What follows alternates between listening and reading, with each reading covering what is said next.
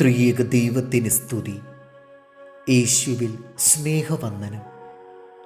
ലണ്ടനിൽ Abraham bank എന്നു പേരായ ഒരു ദൈവഭക്തൻ ജീവിച്ചിരുന്നു. അദ്ദേഹത്തിൻ്റെ ആഗ്രഹം എങ്ങനെയെങ്കിലും ടിക്കറ്റിനുള്ള പണമുണ്ടാക്കി തൻ്റെ സഹോദരനെ പോലെ അമേരിക്കയിലേക്ക് പോകണം എന്നതായിരുന്നു. 2 വർഷത്തിനുള്ളിൽ എബ്രഹാം ടിക്കറ്റിനുള്ള പണം സമ്പാദിച്ചു. സതാംപ്ടണിൽ നിന്നും അമേരിക്കയ്ക്ക് പോകുന്ന കപ്പലിൽ അദ്ദേഹം ടിക്കറ്റുമെടുത്തു.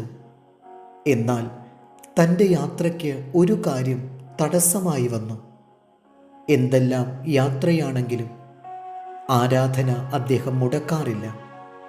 അദ്ദേഹം ഒരു തീരുമാനമെടുത്തു. ആരാധനയുടെ ഇടയ്ക്ക് ഏതായാലും കപ്പൽ യാത്ര നടത്തുകയില്ല. ആ ടിക്കറ്റ് അയാൾ ഉപയോഗിച്ചില്ല. അല്പം ബുദ്ധിമുട്ടായിരുന്നു ഈ തീരുമാനം. പിന്നീട് 2 മാസവും കൂടി ലണ്ടനിൽ താമസിച്ചു. തുടർന്ന് സൗത്ത് ആഫ്രിക്കയിലേക്ക് കുടിയേറി പാർത്തു. അവിടെ വെച്ച് തൻ്റെ സ്നേഹമായിരുന്ന റിബേക്കയെ വിവാഹം കഴിച്ചു. അവർക്ക് കുട്ടികളുണ്ടായി. എല്ലാവരും വളർന്നപ്പോൾ ദൈവത്തിനും ആരാധനയ്ക്കും 1-ാം സ്ഥാനം നൽകി. 1987 തൻ്റെ മക്കളിൽ ഒരാൾ ആ കുടുംബത്തിൽ നിന്നും അമേരിക്കയിലേക്ക് പോകുന്നത്. 75 വർഷങ്ങൾക്ക് ശേഷം അമേരിക്ക എന്ന സ്വപ്നം തൻ്റെ മക്കളിലൂടെ അദ്ദേഹത്തിന് സാധ്യമായി. അന്ന് എബ്രഹാം കപ്പൽ കയറാതിരുന്നതുകൊണ്ട് മക്കൾ എന്നും ദൈവത്തിന് സ്തുതി പറയും. അതിനൊരു കാരണവുമുണ്ട്.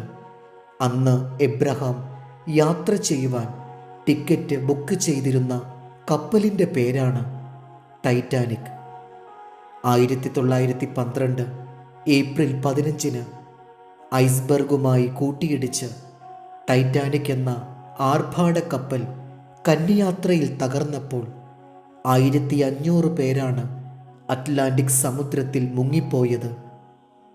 യാത്രകൾ മുടങ്ങുമ്പോൾ നാം വേദനിക്കരുത്. നടന്ന യാത്രകളെക്കാളും നമുക്ക് അനുഗ്രഹമാകുന്നത് മുടങ്ങിയ യാത്രകളാണ്.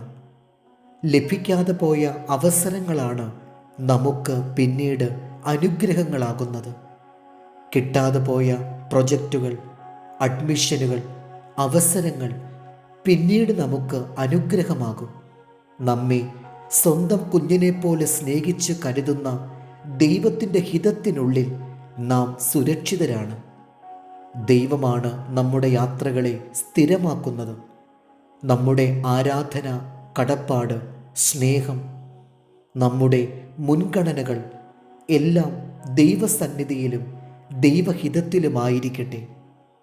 സങ്കീർത്തനം 57:2 അത്യുന്നതനായ ദൈവത്തെ ഞാൻ വിളിച്ചപേക്ഷിക്കുന്നു.